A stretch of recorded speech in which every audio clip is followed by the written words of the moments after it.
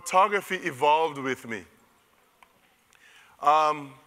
This first picture, over the past 4 years, I have been lucky to get assignments all over the world.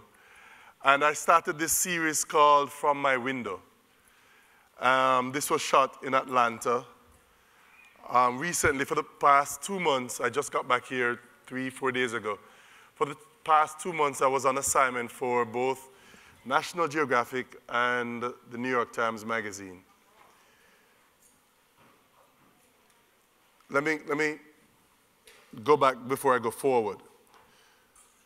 So part of understanding who I am as a photographer was trying to find a voice. Everybody in here who's a photographer dream to finally wake up one day and say, I'm no longer photographing like Avedon or Penn, or, you know, that I have my voice, I have my vision.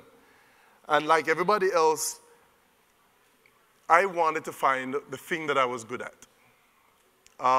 Went to college to become a writer, ended up using the camera to take images with the idea that I'm writing with this 35mm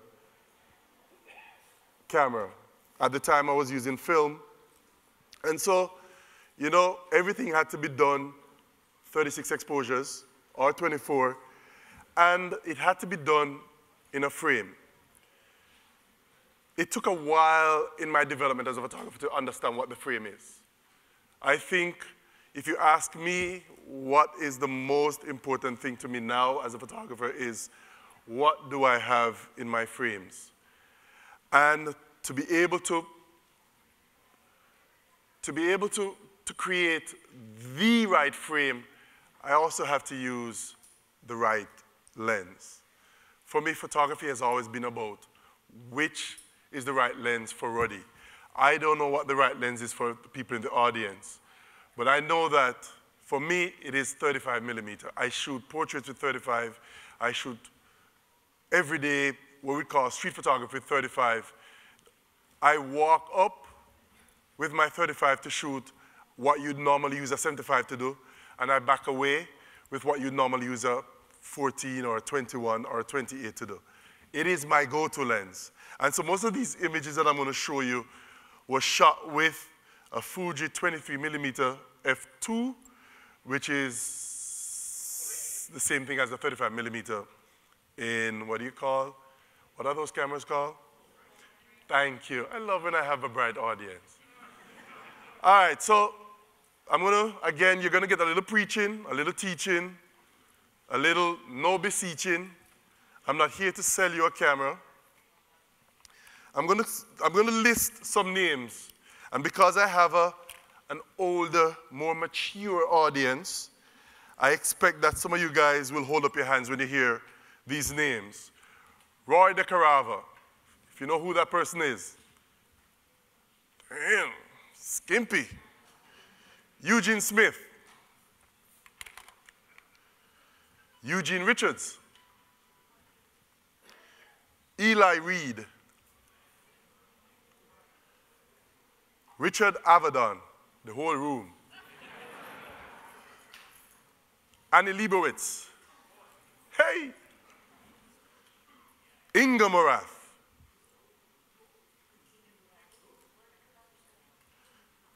Malik Sadibe. Gordon Parks. To the whole room. Thierry Legoux. I know I'm messing up that name, but I don't have my French. Legoux. Elliot Irwitt.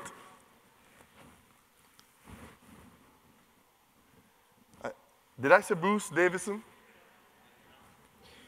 And last but not least, Stanley Green. Rest in peace. Stanley died a week and a half ago. The reason I mention those names is because these were the names that I grew up on. When I wanted to inform my work, Avedon's portrait, Annie Leibovitz's use of color, Annie Leibovitz's frame, go back in the name, Roy DeCarava's black and white, Eugene Smith's storytelling, Eugene Richards' storytelling. All these theories. Anybody see the book? I don't remember the book. It's a cigarette in Cuba. These are the works that inform my photography. When I look at what is coming out, I was just asked to judge some images out front. When I look at the images that are being taken now, I do not see that people are studying. I remember when I was in college, people were saying that you have to study art history, and I used to say, for what? I look at work now, and I imagine what my professors were saying to me. You have to study the people who came before you. I look at works now, and they're vacuous. Nobody's thinking about what is in the frame. And so, most of my photography, I'm looking for the clicker, most of my photography is about the frame. I don't know if you guys can see this. So my assignment in Atlanta, really can't talk about. That assignment in Mississippi, really can't talk about. But the Mississippi assignment comes out next week Sunday in the New York Times Magazine. What I did do, though, is I found myself in the South twice. I mean, it was back and forth. I came to New York twice in 2 months just to change my bag and go back. And I've always been curious about what gave the South its reputation. Go back again. Ruddy came to this country as an immigrant. Ruddy's from Jamaica. Ruddy's family, ancestors went through slavery. However, slavery here was something completely different. I mean, you don't have anybody in Jamaica looking at me and calling me out of my name. I mean, most of the people that come to Jamaica are tourists. They would never come out of their skin and call me the N-word. However, while I was in Mississippi, it was common to walk by a group of white folks and hear the N-word just willy-nilly being thrown around like.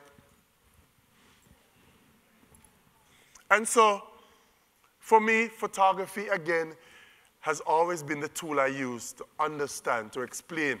I don't know, I have no idea why you guys are into photography. For me, photography is the reason I do photography is intentional. I will tell anybody in this room that I do not do photography for money, which is why I'm poor. Photography has never been, it is a way that it is a means that I use to eat now, but I photograph every day, with or without getting a paycheck. Which is why I was so happy when Instagram came around, because it was a vehicle for me to just dump all this stuff that I've been storing up. So let me show you some images. So the idea was, okay, let me talk about framing. I frame mostly for the center, only because I want to throw it up on Instagram. But it doesn't mean that the edges of my frame are irrelevant. I understand that as this image goes out, it's going to go out as very weird. When I was shooting with film, an 8x10 was an 8x10. I start to shoot digital, and all of a sudden, I'm getting 8 by 12.5 or 12.672 when I print. And I'm like, where those dimensions come from? So I started to frame mostly for the center, just because I want to crop it, put it up on Instagram as a square. So most of the information in my work is in the center of the image. Again, it doesn't mean that there's nothing on the fringes. And so, again, this is my window, and I'm like, I'm going to approach the South as if I am this foreigner walking around Mississippi and Atlanta as if I'm just an observer. Atlanta, the seed of Martin Luther King, seed of the Civil Rights Movement. Mississippi, the seed of racism. That's one of the places where slaves were docked. So for me, it was a journey. It was a journey into these two spaces. And so this is like my first day I wanted to set the stage. As a storyteller, I wanted to set the stage as to how I felt black men were in the South. And so, of course, I had him all lined up, like boxed in, framed, put between lines.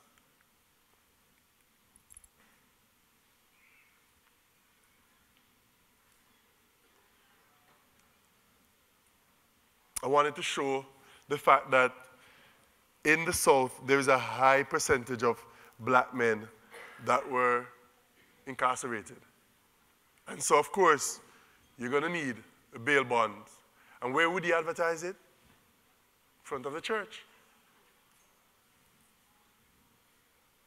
So you have Big Mama saying, I'm on my way, baby. And the church saying, come on to me.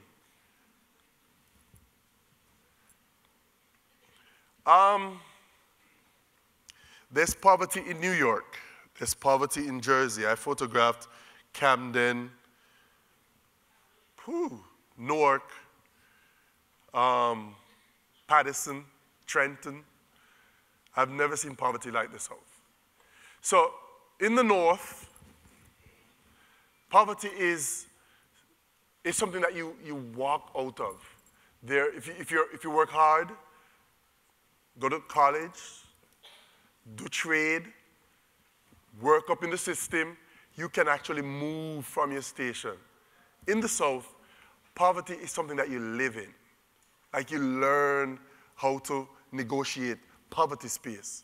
As in, $3 is a lot of money. When you, up here, I'm like, Omar, can I borrow $100? Omar is like, yeah, when am I gonna get it back? In the South, can I borrow $3? It's like, dude, when am I gonna get that back? Like I realized that it was a completely different way of looking at poverty. And so I remember going to this, after my assignment, after shooting my assignment, I started to look for streets that exemplified a different type of poverty. And I found this street called Mill Street in Jackson, Mississippi. And I met this guy who, if you go on my Instagram, you can read the whole, his name is Mr. McGee, Mark McGee. He's in his 60s, and he has lost both his legs to diabetes. He is also, in the other pictures, I actually had him pose where he pulled on his t-shirt. He was 6 weeks out of a triple bypass surgery. And so I was like, dude, what are you doing on the street? He's like, nobody is going to take care of me. I have to go find work. I still have to go find work. And so, you know, part of what I do is also, I like telling stories. And with the 35mm lens, it allows me the space. This is my space. I do not shoot with a 50 if I'm not shooting a portraiture for maybe a cover of the magazine. I do not use a long lens if the space is not something that I cannot make up by walking over with a 35. This is how I use my lenses. As long as I'm allowed this space, I am going to push a 35mm on my camera and because I want the conversation. I want to have a conversation with the people I'm photographing. Hey, too big.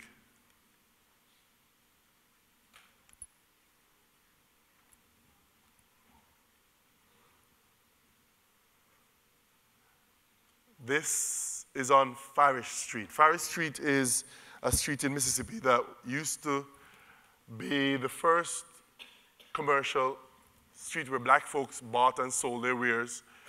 And after integration, black flight led to blight. Nobody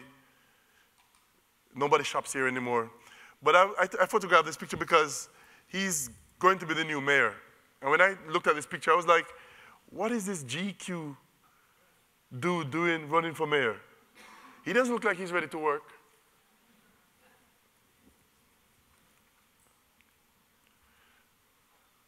This guy just walked. Again, for me, it's all about telling a story with the lens. This guy just walked up the street, And as soon as he hit the X, I said he should, I just said, yo, stop. And of course, he was like, who is this dude telling me to stop? Here's another guy who I found on Forest Street. If you can see the blight on Forest Street, he also had, he's on dialysis. And so he came up to me and asked me if I could help him buy some food to eat before he takes his, before he goes on dialysis.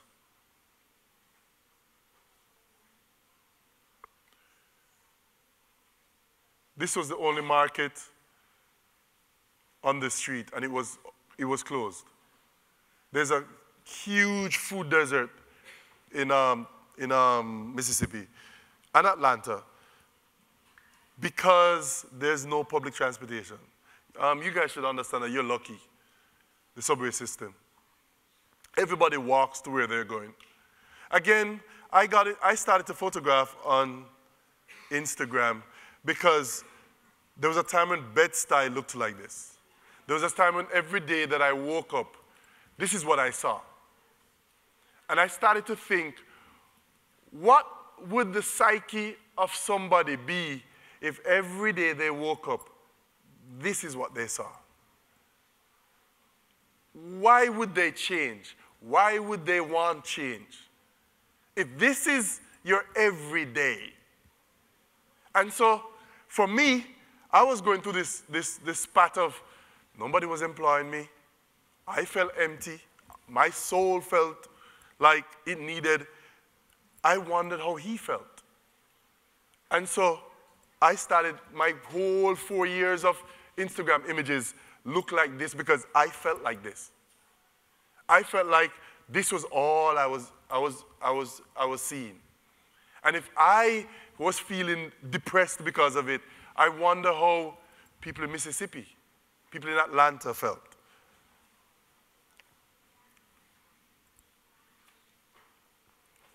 I'm just trying to make sure that I don't skip. I realize that I have to click from here. You know, I really stuck this image in here because of this, these lines. It reminded me of a time signature.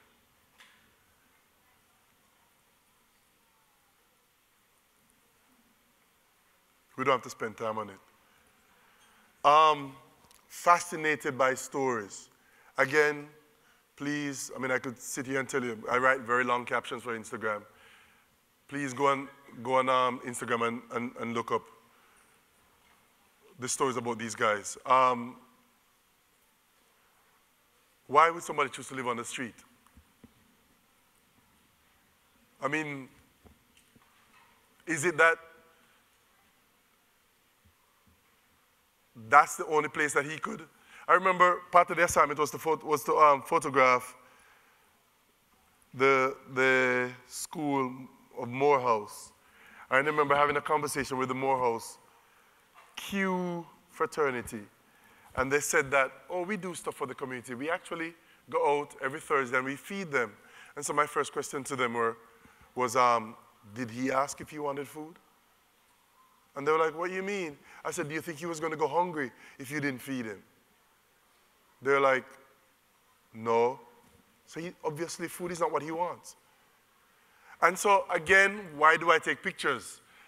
I take pictures because I believe that we have a responsibility as artists, as photographers, as people who have this thing in our hand, whether it's a 50, a 35, a 28, a 110, a 85, we have a responsibility of telling the stories of these guys who can't tell stories for themselves. Again, it's the whole frame. The idea that while I'm having this beautiful conversation with this family, that the people who we consider invisible are still in the frame.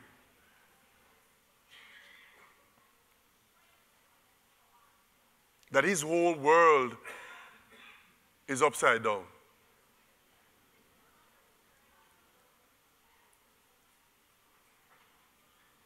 Again, as much as I like to talk about the image, I'd like to think that everything is there. Interesting story. So I actually have about 10 frames of this. The story began on this corner. And what I started to photograph was, I started to photograph them doing their big model shoot and this guy wedged in this little enclave. And I was just so disgusted to see him move his photo shoot all the way from the corner, right beside the dude. And never once does he acknowledge this guy. Never. Like, he never once turned around, said hello. Never once does he say, no. He actually photographed his model with this guy in the frame with the idea that, you know, he's shooting the gritty street life of Atlanta. And he's proud of it.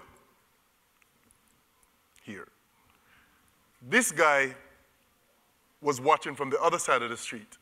And so when he saw me miserable, he came to me and he said, why am I miserable? I said, and I explained to him what just happened. He said, but didn't the homeless guy just make that guy picture? I'm like, really? That's how you see it? How about that guy is going to go make buku dollars over this album cover that he's going to make, and this homeless guy will never make a dime out of that money?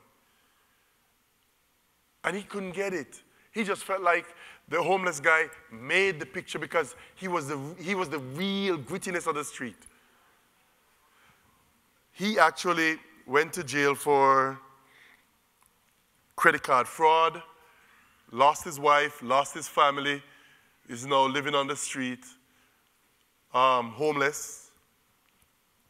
All he wanted from me was clothes.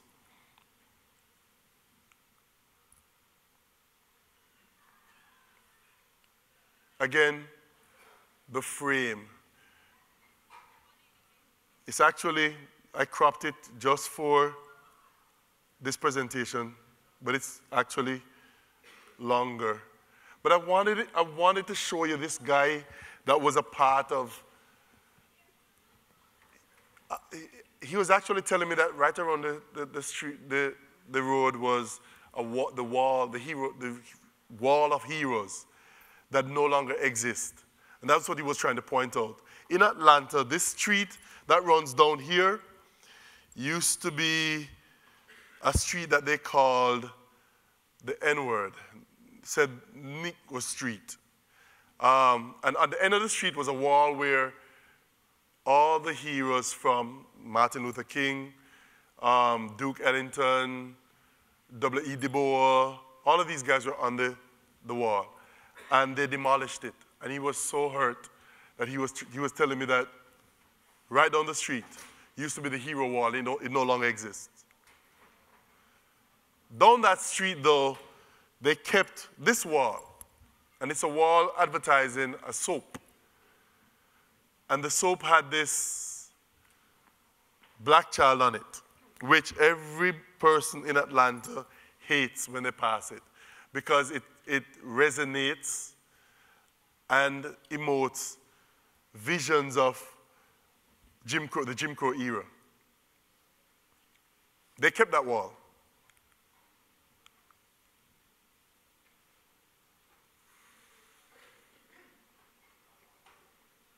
By the way, I shot all of this using the across feature in the Fujifilm. So this was all shot in black and white. All these signs were put up when the Olympics was sent to Atlanta, and they're all breaking now. These guys are homeless. Religious and fraternal institutions.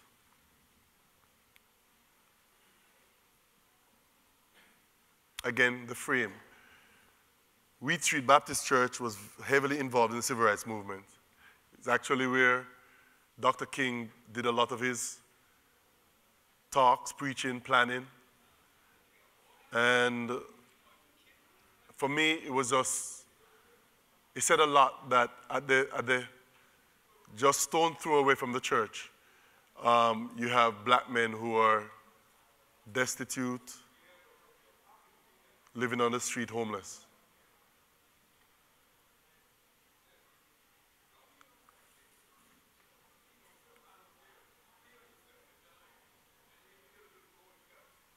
Right up the street is the Ebenezer Baptist Church where Dr. King preached every Sunday.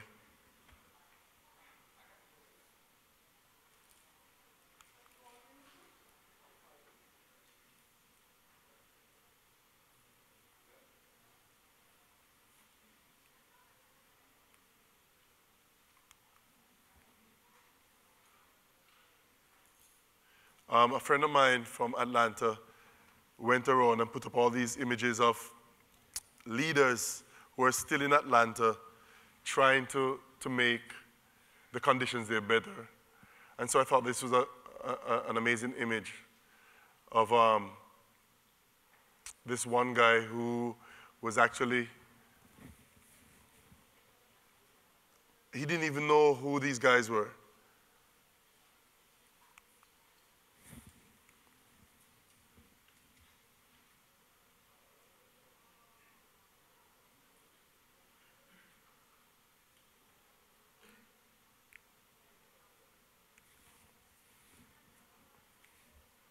I like to also hide things when I take pictures. I remember when I was a writer in college, my professor always said to me, Ruddy, you should ground your abstracts in reality.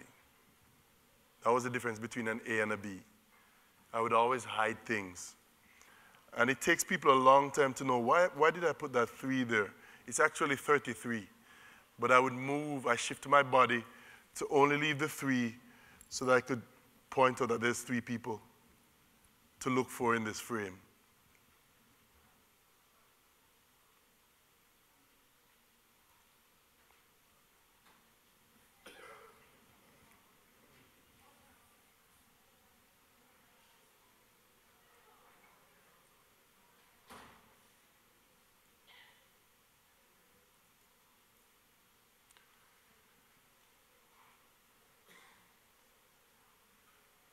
I like to use text when I photograph. So in every one of my frames, I'm trying to tell you something. It's there. If you look around, it is always there. How can a man look like a ghost around a restaurant?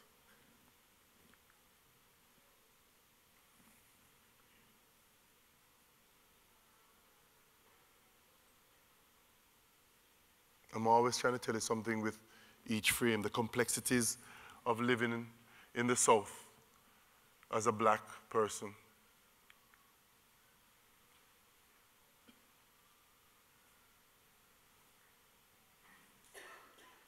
Veterans the same way.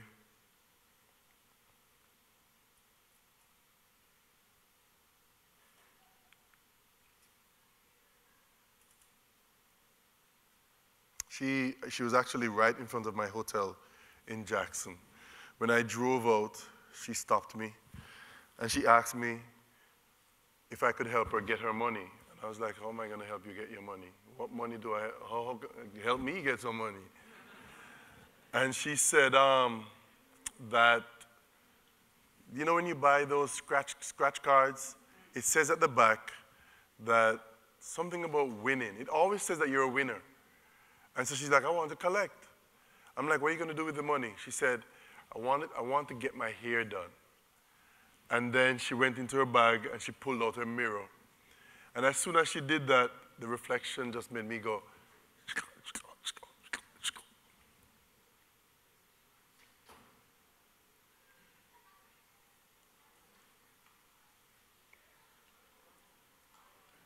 the first 2 times I was in Mississippi, this guy crossed my car. The second time, he had a knife. I was like a block away, and he was just walking up and down the avenue with a knife. He's actually on my Instagram holding the knife. The third time, I was with my editor. My editor is like 7 months pregnant. We saw him coming up the road, and she goes, oh, Lord. And I go, it's okay. And he walks up to me, and he goes, Dread, you remember me? And I go, yeah. And he goes, the first time you were here, you were driving a black car, correct? Because I went, the editor drove me this time. So he had no idea what car I was there with. He was like, you had a black car. Can you photograph me? And I said, right now I can because I'm on the job, but next time, I got you. So the editor left on Saturday, and on Sunday, he was actually picking up stuff that was on the street. And I said, do you want me to photograph you now? And he's like, yeah. And he does this. And I asked him about that scar, and he said they were beating him up, and somebody just cut him while he was on the floor, balled up. Clicker.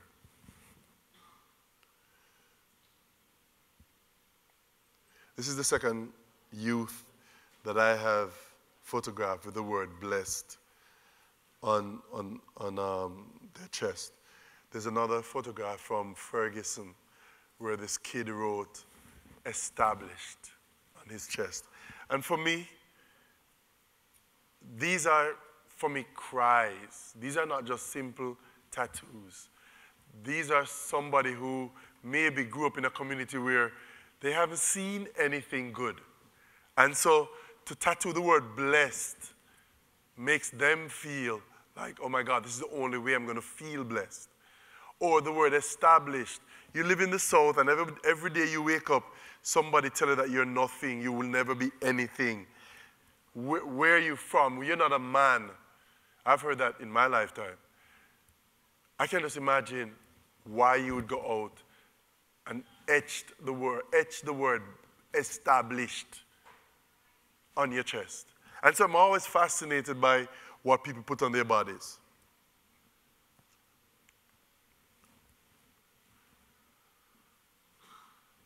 Again, I photograph these men mostly because, for 20-something years I lived in Jamaica under a roof with an alcoholic. And when that alcoholic died, for a long time I struggled with the idea that I didn't love him enough. I didn't reach out enough. I didn't give him enough. I didn't listen enough.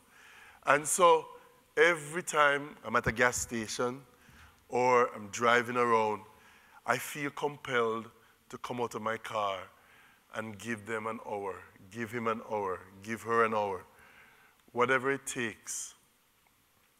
This young lady she used to be 400 pounds, and I remember her sitting down. I was actually on the assignment, and she's friends with one of the guys on the assignment, and she was like, I have struggled with my weight all my life. And she said, I just want you to photograph me. I just want to show the world that I'm comfortable with this. And this is what we came up with.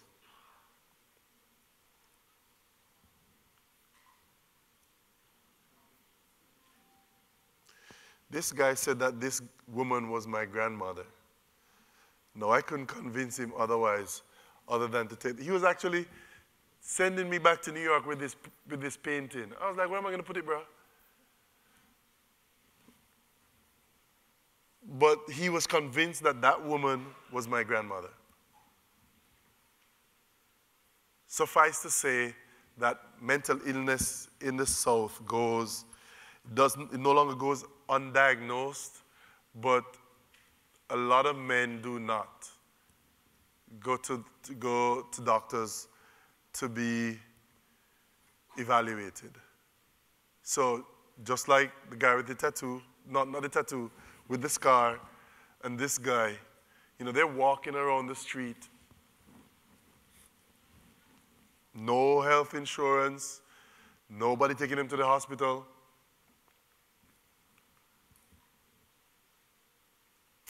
I shot this on Mother's Day. And I shot this because, I don't know, I've never, ever thought about going to the cemetery and saying Happy Mother's Day to the dead. And it was very big in the South. Like people just went to the to buy flowers, rode to the cemetery, and just spend time with their dead mothers.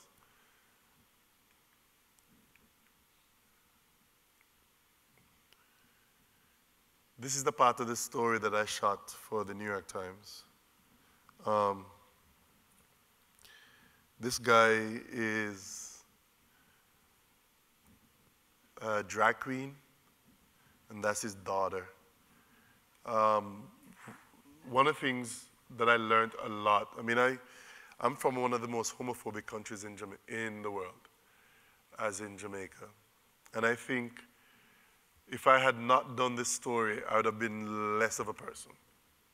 I learned so much about meeting somebody where they are, like Atticus Finch, who know that character. Let me see your hands. All right, just like Avedon. Understanding that love is love. And we're not talking, again, I was told not to be political. We're not talking about marriage. We're talking about just love. This guy helps to put on shows for drag queens in Mississippi. He's also a drag queen. He has a daughter. They make it on almost nothing, but love is love. It was so potent, the kind of love he had for his friends, his family, and this little girl. And it just touched me that we judge, we ignore things that we don't understand, we're silent about. But my photography allows me to walk into spaces that normally, 20 years ago, I would never have had dinner with 4 gay guys around me. It wouldn't happen. It was never going to happen. 20 years later, I find myself sitting around with men who just happen to have relationship with the same sex. All I did was to remove the title, because it didn't exist. They saw me as their dad. That's how I felt. And as a father of 2 sons, it was just completely natural.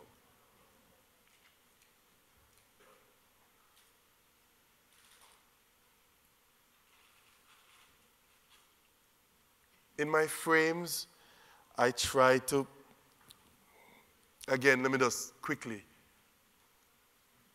This is a man. But by reflecting him, I'm trying to tell you that he has 2 personalities. That's how I use my frame. Everything in my frame is deliberate. It's intentional. I'm trying to hit you with something, maybe not over the head, but if you look at it, hey. Now I have to go find this again.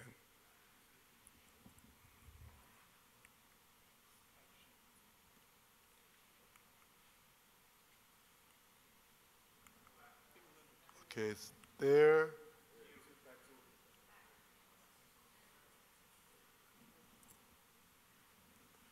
Hey.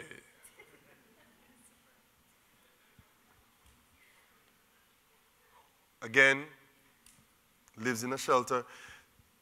So, again, I go over and I talk to him and I said, you know, who are you? He tells me. He said, my son plays for Kentucky University right now. My son is a starter on their college team right now. I'm like, what? He's like, yep. I said, do you keep in touch? He's like, for what? Like, and again, as a father of 2 boys, I cannot imagine what that cut feels like, where you're not in touch. Right now, like, you know, I'm ready to like change my son's team because I didn't think the coach was doing enough. For real, you know, you pay a big $1,600 for the year, you expect. No, he's upset with me because my son made a mistake on the field, and I'm like, Mosiah, no, da, da, da, da. He calls my son, he goes, is your father the coach? That's what I said.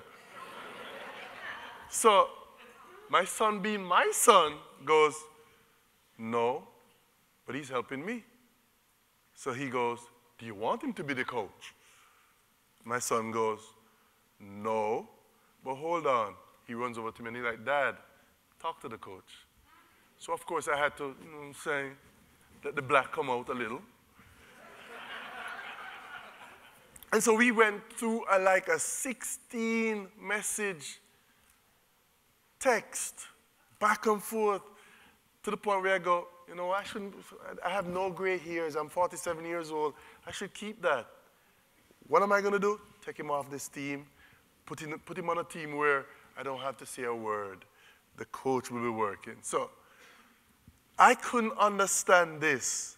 He's in this area is one of the most destitute, blighted area of Jackson, Mississippi. And that's where he is. And I'm like, you have a son that plays for Kentucky, and this is where you are? And the last image I shot in Atlanta, this is actually something I can see from my room. And I came outside, went all the way down to photograph him. Again, I am going to use lines. This is not a workshop, but I like to talk about stuff like, if you're going to shoot black and white, shoot black and white. You cannot, it's very difficult to shoot color and then convert it to black and white. That's not black and white. When you shoot black and white, you should see black and white. You have to see black and white. And so the exercise was really good for me. None of these images were converted from color. I did convert some of these back to color, though, to give them as assignment images. But my frame has always been something that I use the same way I did when I was in college writing poetry. Everything in these images, every image has its own message. The way it's composed has its message. If you look at every image, they're framed. Somebody is locked in a frame between two trees.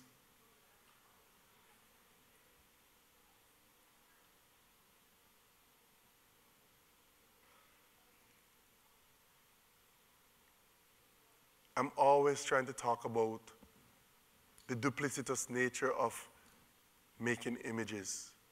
For me, it's 35. I remember during, what was that? The inauguration. What was the event after the inauguration? Women's March. I remember after the Women's March, Time magazine asked me if I could shoot the assignment for them. And I was like, okay, first thing's gonna happen. I know that they already asked 6 other people. I'm not special. There are 6 other photographers on this assignment. What can I do to make it different? And that morning, I took up one lens, and it was the 56 1.2 APD. APD, Omar? And because I was just gonna go out and photograph mothers and their daughters. Up close, really tight, blur the background. How many people in here think about what they want to photograph before they go out? How many people think that that's a good idea? How many people think that it's not a good idea? There's a big argument that, you know, a lot of people don't think, you don't want to like, you want to go out there and just see. I do a lot of research before I go out. And in this business where, how many people you think are in here? About 200? About 200? Everybody in here is a photographer. That's how I look at this room. Everybody in here can do what I do. That's where I start. How do I make myself a little bit better? Where do I create the space that an editor is going to say, choose Ruddy over Red Hat? And it all, for me, starts with, what lens am I going to use? Black and white color. I know that there's like 10 other people on this job. Normally, you're going to shoot the Million Women's March. They're going to shoot the signs. I did not shoot one sign that day. They're going to shoot people marching forward. I did not shoot one woman marching forward that day. All I did was every mother-daughter that I saw, I took them out to the line, put them outside where it was a blank wall, moved them off the wall, photographed the shallow depth of field. The cover of the story in the New York Times, which comes out on Sunday, was shot with the, help me Omar, 50 to 140 zoom. They wanted something that had the look of Mississippi in it. They wanted one of the persons that I was photographing, and they wanted something that was tight, but I don't know if anybody know that when you're photographing for a cover, I didn't know that. I learned this on the assignment. You have to photograph with a lot of space, especially, like this wouldn't work. None of these, you see how I like to fill my frame? None of these wouldn't work for the cover. Little more like this, where there's typeset. You can put typeset. So I didn't know. This is something I'm learning. So they said that's what they wanted. So what I did was I jumped up on the rent-a-car. Do not tell Avis. And I used the long lens to do what? Let me see which smart person in this room will tell me what does a long focal lens. Say it, my brother. Say it. Say it. Yes. Yes, to compress. And of course, do not tell my editor this, but I remember shooting the last frame. I grabbed the flash, popped it up, and I went, and I brought it over to her, feeling all like I just, you know what I'm saying? She looked at it, she was like, hey. I was like, look. She goes, eh. That's because we had shot some beautiful images indoor. This one was just like, eh. Guess which one they chose for the cover? Eh. And so that's something I also want you guys to think about. You're going to shoot with a 50. Why are you using a 50? What's your reason? I don't want people to jump in their bag and go, okay, just because over the years you've learned about the nifty 50. Why do you pull out your cameras and stuck a 28 on it? Why? For me, every one of my images should talk. There should be stuff going on in the background. Again, if I had a 50, you would not see this perspective. It would be tight. You wouldn't see, I don't know how you'd be able to see. I want you to see Atlanta. This is a street that Dr. King marched up and down during the Civil Rights Movement. It's called the King Historic District. Yet, you have this dude talking, he did say the whole day, you know, Jesus is going to save me. No, Jesus is not going to save him. Jesus has imbued us in this room to find ways to tell stories, to take images. I don't want people to also look at these images and be afraid of them. Nobody, I mean, people ask me all the time, why do you take these images? Because nobody's talking for them. I feel no way sitting down, sharing stories with these guys.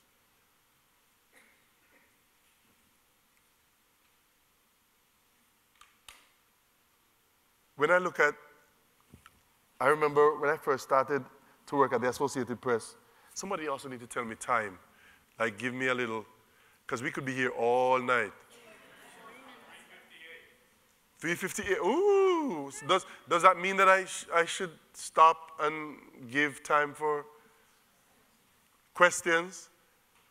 Oh, yeah, I like that. Question. When you photograph people, and I know they're all different, but do many want to see what you've done? Do you show it to them? No.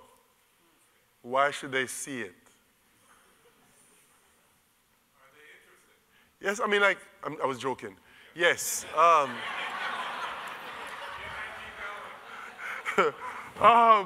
Of course, it's digital, you know? And actually, Brandon gave me a, can't tell Fuji this, Brandon gave me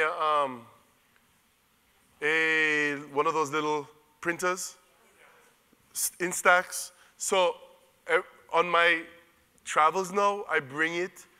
For the people who are interested in getting, I do a little from the camera,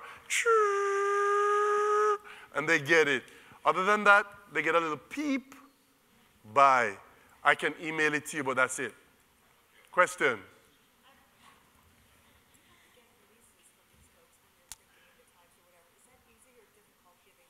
You know, it's different from assignment to assignment. National Geographic expects. The question was, do I have to get releases from the people I photograph for different assignments? And I'm saying, for different people, for different magazines, that rule is different. For National Geographic, definitely. For the New York Times, no.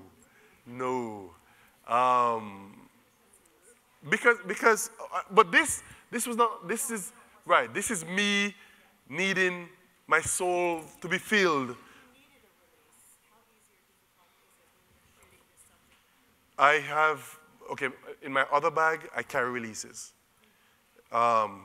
Ever since Fuji told me that any image that I photograph and put up on their web has to have a release, I started carrying my release.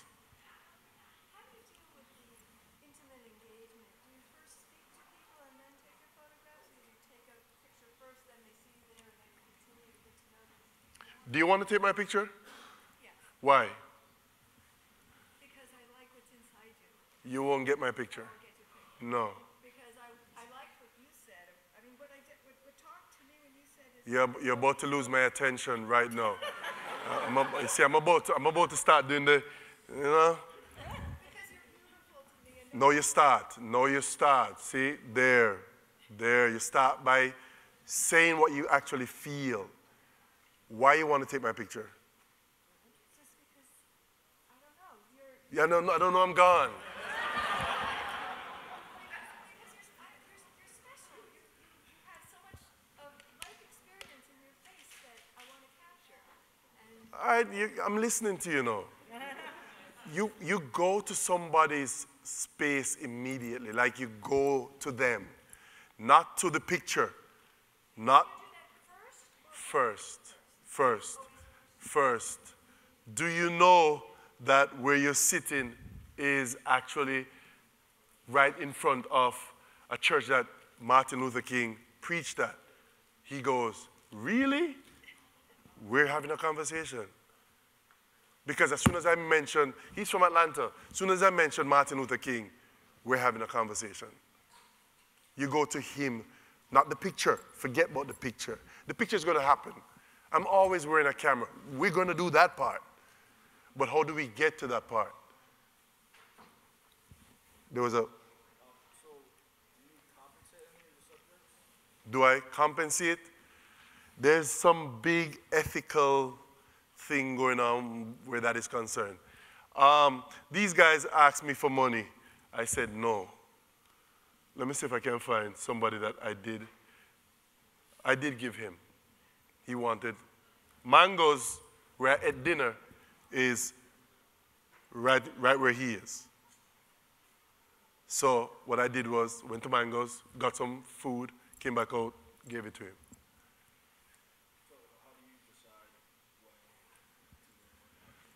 Honestly, I can go in my wallet now and show you.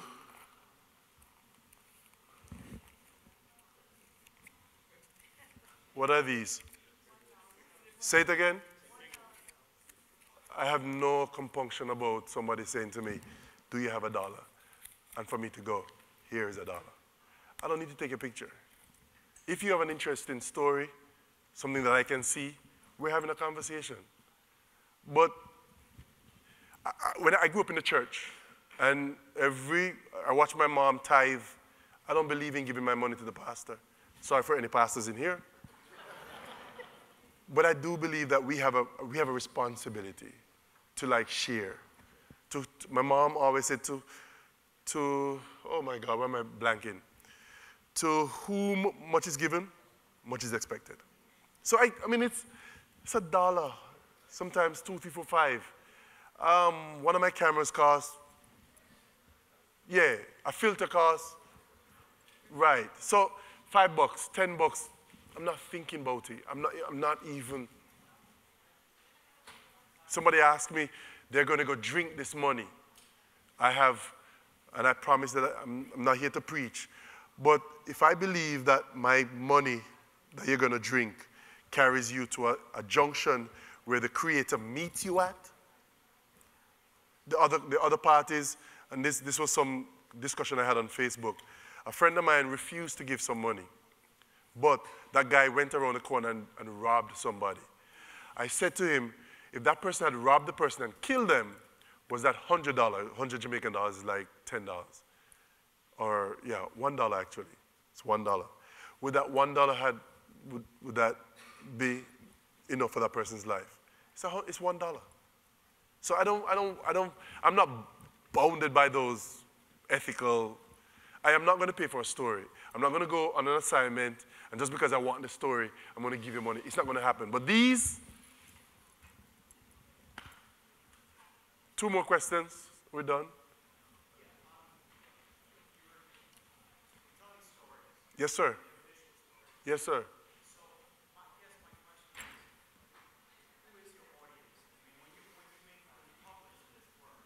Which is on Instagram mostly. Everybody in this room. More than that, if you go on my Instagram, I can tell that you're not following me. More than that, on Instagram, there's this long caption. Right. Right. Right.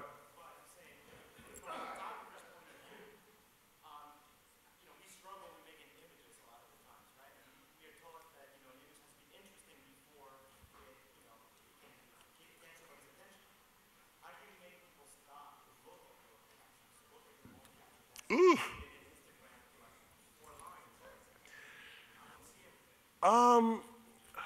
I don't know. A good question. I mean, I'm going to try to make an image that is technically, aesthetically, any one of the Lee, sound. But I think, I think the idea is that you want to know who he is. Like, I'm also trying to grab you by saying, I don't need to put should I say that? I don't need to put a woman in a bikini to have you stop on my page. Like, that shouldn't be the reason why you come to my page. You should want to come there because you know that Ruddy's going to give you a story. The whole idea is, for me, on Instagram is, there was a time in my life where I felt invisible. There was a time when I felt like nobody saw me. And all I did was to step out of that and shine that same light on people who I know that nobody's actually looking at. So if you actually come to my section of the river, this is what you're going to find. You don't have to swim. You don't have to even, but that's what you're going to find. One last, now you're making this hard.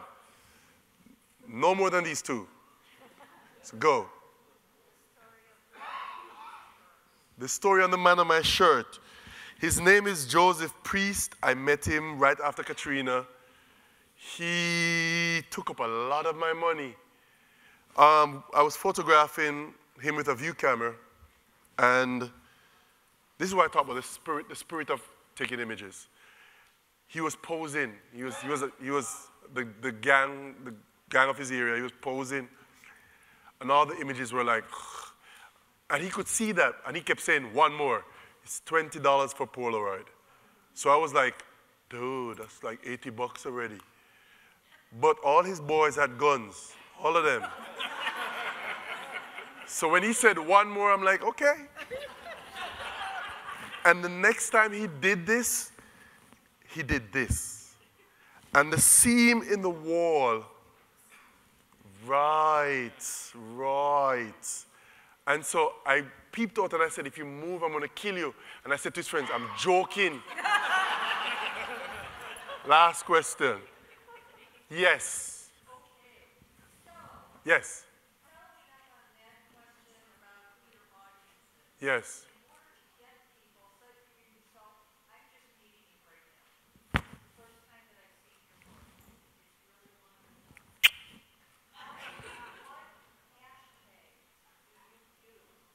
I use none.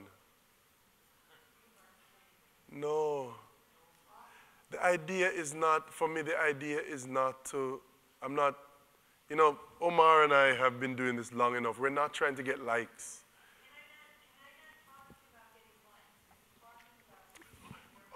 I use one hashtag, actually, and it's for an upcoming book. It's called When Living is a Protest.